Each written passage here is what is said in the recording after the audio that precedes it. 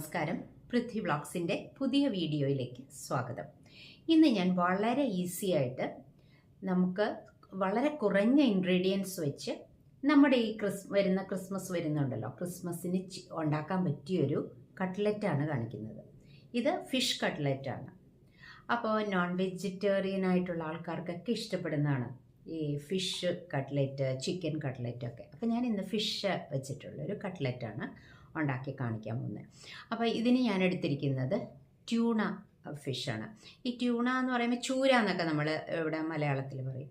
അപ്പോൾ ഇത് നല്ല ഫ്ലഷി ആയിട്ടുള്ളൊരു ഫിഷാണ്. അപ്പം ഇതിൻ്റെ ഒരു 4-5 പീസ് എടുത്തിട്ട് എങ്ങനെയാണ് പെട്ടെന്ന് നമുക്കൊരു കട്ട്ലറ്റ് ഉണ്ടാക്കാൻ പറ്റുന്നതെന്നാണ് കാണിച്ചത്. അപ്പോൾ നിങ്ങൾ ഈ വീഡിയോ കാണുമ്പോൾ നിങ്ങൾക്ക് ഇഷ്ടപ്പെട്ടെങ്കിൽ നിങ്ങളിതുപോലെ തന്നെ ഒന്ന് ഉണ്ടാക്കി നോക്കൂ. കുറേ പേരൊക്കെ ഉണ്ടാക്കുന്നതായിരിക്കും. നമ്മുടെ ഈ ക്രിസ്മസിന് ഉണ്ടാക്കാൻ പറ്റിയൊരു ഈസി ആയിട്ടുള്ളൊരു റെസിപ്പിയാണ്. അപ്പോൾ നമുക്ക് നമ്മുടെ വീഡിയോ ഒന്ന് കണ്ടു നോക്കാം. വരും.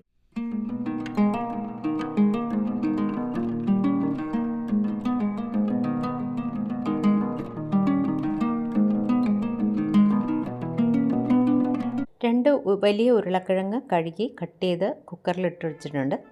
ഇത് ആവശ്യത്തിന് വെള്ളം ഒഴിച്ച് ഒന്ന് കുക്കർ അടച്ചു വെച്ച് വേവിക്കണം.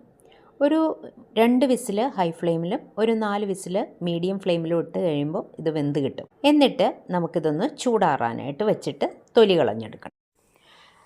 ഫിഷിൻ്റെ ഒരു 5 പീസസ്, അത് ട്യൂണ ഫിഷാണ് എടുത്തിരിക്കുന്നത്. അതിൻ്റെ ഒരു 5 പീസ് നല്ലതുപോലെ കഴുകി വൃത്തിയാക്കി ഒരു ചട്ടിയിലേക്ക് എടുത്തിട്ടുണ്ട്. ഇതിലേക്ക് ആവശ്യത്തിന് വെള്ളം ഒഴിച്ചു കൊടുക്കണം. ഇതൊന്ന് നല്ലതുപോലെ വേവിച്ചെടുക്കണം. പിന്നെ ഇതിൽ ചേർത്ത് കൊടുക്കുന്നത് കുറച്ച് ഉപ്പ്, അതുപോലെ തന്നെ കുറച്ച് കുരുമുളക് പൊടി, ഒരു 1/2 ടീസ്പൂൺ കുരുമുളക് പൊടി കൂടി ഇത് ചേർത്തിട്ട് ഫ്ലെയിം ഒരു മീഡിയം ഫ്ലെയിമിൽ വെച്ച് നല്ലതുപോലെ ഒന്ന് വെള്ളം വറ്റുന്നത് വരെ ഒന്ന് വേവിച്ചെടുക്കുക. ഇനി നമ്മൾ ഉരുളക്കിഴങ്ങ് ഇവിടെ തൊലിയൊക്കെ കളഞ്ഞു വെച്ചിട്ടുണ്ട്. അതെ, ഫിഷാണെങ്കിൽ നല്ലതുപോലെ തിളച്ചു, അത് ഒന്ന് മറിച്ചിട്ട് കൊടുത്തിട്ടുണ്ടായിരുന്നു. ഇപ്പം നല്ലപോലെ വെള്ളം വറ്റി കിട്ടിയിട്ടുണ്ട്. ഉരുളക്കിഴങ്ങ് നമ്മൾ വേവിച്ച് വെച്ചത് നല്ലതുപോലെ വെന്ത് കിട്ടിയിട്ടുണ്ട്. ഇനിയും അതൊന്ന് നല്ലപോലെ ഉടച്ചെടുക്കണം. ചൂടാറിയതിന് ശേഷം പൊടിയായിട്ട് കട്ടയില്ലാതെ ഉടച്ചെടുക്കണം. ഉരുളക്കിഴങ്ങ് നല്ലതുപോലെ പൊടിച്ചെടുത്തിട്ടുണ്ട്. അതിലേക്ക് അല്പം ഉപ്പ് കൂടി ചേർത്ത് കൊടുക്കണം, ആവശ്യത്തിന് ഉപ്പ്. എന്നിട്ടൊന്ന് നല്ലതുപോലെ മിക്സ് ചെയ്ത് അതവിടെ മാറ്റി വയ്ക്കാം.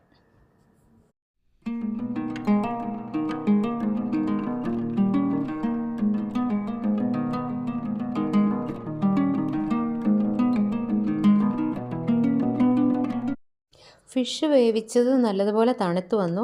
അപ്പോൾ അതിനകത്തുള്ള മുള്ളൊക്കെ മാറ്റിയിട്ട് നല്ലതുപോലെ ഒന്ന് പൊടിച്ചെടുത്തു. ഒരുപാട് മിക്സിയിലിട്ട് അരച്ചൊന്നും കളയരുത്, ജസ്റ്റ് കൈകൊണ്ട് തന്നെ ഒന്ന് ഞെക്കി അതൊന്ന് പൊടിച്ചെടുത്താൽ മതി. ഇനി അതിലേക്ക് അല്പം മഞ്ഞൾപ്പൊടി ഇട്ട് കൊടുത്തു. അതുപോലെ ചോപ്പ് ചെയ്ത് വെച്ചിരിക്കുന്ന ഇഞ്ചി, പച്ചമുളക്, അതുപോലെ തന്നെ കറിവേപ്പില, അതെല്ലാം ചോപ്പ് ചെയ്ത് വെച്ചതാണ്. എല്ലാം ഇതിലേക്ക് ഇട്ട് കൊടുത്തു. അല്പം കുരുമുളക് പൊടി കൂടി ഇട്ട് കൊടുത്തിട്ട് ഇതിലേക്ക് നമ്മൾ തയ്യാറാക്കി വെച്ചിരിക്കുന്ന പൊട്ടറ്റോയുടെ പൊടിച്ചു വെച്ചിട്ടുണ്ടല്ലോ, അത് ഇതിലേക്ക് ചേർത്ത് കൊടുക്കണം. ഇനി സ്പൂൺ വെച്ച് ആദ്യം ഒന്ന് നല്ലതുപോലെ മിക്സ് ചെയ്യാം. അത് കഴിഞ്ഞിട്ട് കൈ ഉപയോഗിച്ച് തന്നെ നല്ലപോലെ കുഴച്ച് എടുക്കണം.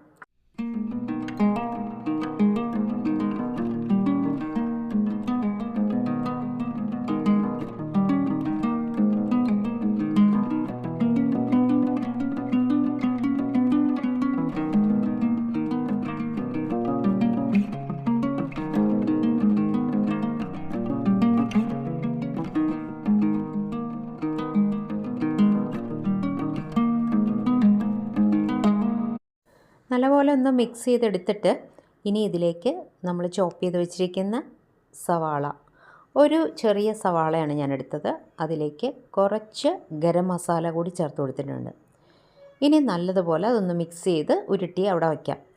ഇവിടെ ഒരു പ്ലേറ്റിലേക്ക് റസ്കിൻ്റെ പൊടി, ഇത് വാങ്ങിക്കാൻ കിട്ടുന്നതാണ്, ഞാൻ പൊടിച്ചെടുത്തതല്ല, റസ്ക് പൊടിയായിട്ട് തന്നെ ബ്രെഡ് ക്രംസ് എന്ന് പറഞ്ഞിട്ട് നമുക്ക് സൂപ്പർ മാർക്കറ്റുകളിലൊക്കെ കിട്ടും. അത് എടുത്തു ഒരു പ്ലേറ്റിലേക്ക്.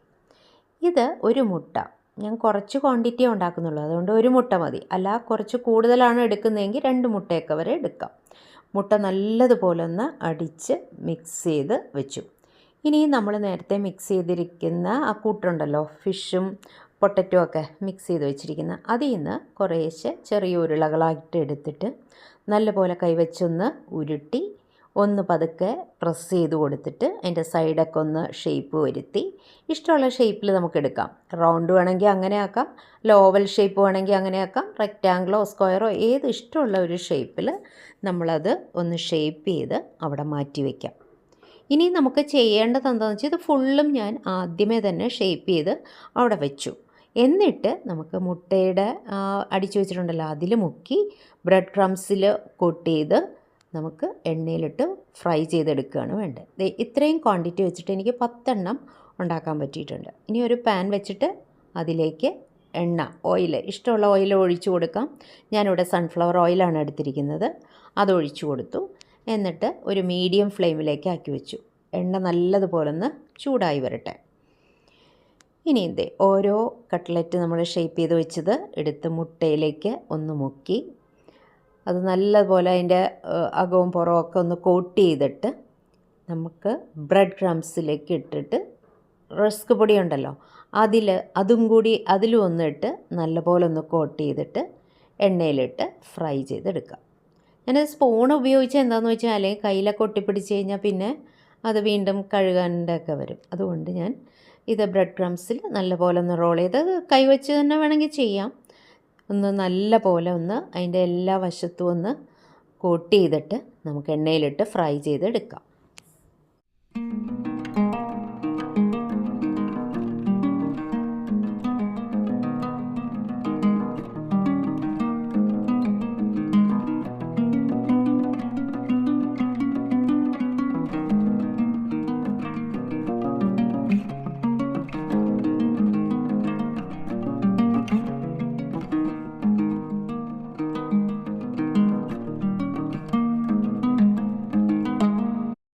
ചെറിയ ഫ്ലെയിമിലിട്ട് ഇത് ഫ്രൈ ചെയ്തെടുത്താൽ മതി.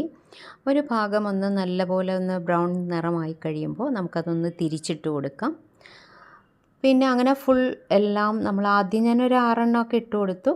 എന്നിട്ടത് തിരിച്ചും മറിച്ചുമൊക്കെ ഇട്ട് നല്ലതുപോലെ ഫ്രൈ ചെയ്തെടുത്തു. ഇനി എന്നിട്ട് നമുക്കത് എണ്ണയിൽ നിന്ന് കോരി ഒരു പ്ലേറ്റിലേക്ക് മാറ്റാം. വളരെ പെട്ടെന്ന് തന്നെ നമുക്കുണ്ടാക്കാം. അധികം സമയമൊന്നും വേണ്ട, പെട്ടെന്ന് തന്നെ ഫ്രൈ ആയി വരും. ഇതുപോലെ വളരെ പെട്ടെന്ന് നമുക്ക് ഫുള്ളും ഫ്രൈ ചെയ്തെടുക്കാം. അധികം സമയമൊന്നും വേണ്ട. ഒരു സ്റ്റാർട്ടറായിട്ടോ ഈവനിങ് സ്നാക്കായിട്ടോ ഒക്കെ ചായയുടെ കൂടെ ഒക്കെ കഴിക്കാൻ നല്ലതാണ്. വേണമെങ്കിൽ സോസ് കൂട്ടി കഴിക്കാം. അപ്പോൾ എല്ലാവരും ഒന്ന് ഉണ്ടാക്കി നോക്കണം. നല്ല മുരുമുരാന്നാണ് ഇരിക്കുന്നത്, നല്ല ടേസ്റ്റാണ്.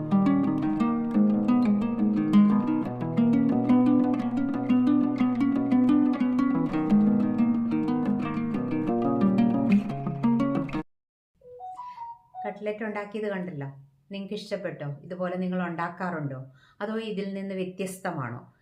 എന്തായാലും ഇത് വളരെ ഈസി ആയിട്ട് ചെയ്യാൻ പറ്റുന്ന ഒരു റെസിപ്പിയാണ്. നിങ്ങൾ തീർച്ചയായിട്ടും ഒന്ന് ട്രൈ ചെയ്ത് നോക്കണം ഇതേ രീതിയിൽ. ഇത്രയും ക്വാണ്ടിറ്റി വെച്ചിട്ട് എനിക്കൊരു 10 കട്ട്ലറ്റ് ഉണ്ടാക്കാൻ പറ്റിയിട്ടുണ്ട്. നല്ല ടേസ്റ്റുണ്ട്. അപ്പോൾ നിങ്ങൾ ഇത് സോസിൻ്റെയൊക്കെ കൂടെ ടൊമാറ്റോ സോസിൻ്റെ കൂടെയൊക്കെ കൂട്ടി കഴിക്കാനായിട്ട് നല്ലതാണ്. അപ്പോൾ അടുത്തൊരു വീഡിയോയിൽ ഉടനെ കാണാം. Thank you.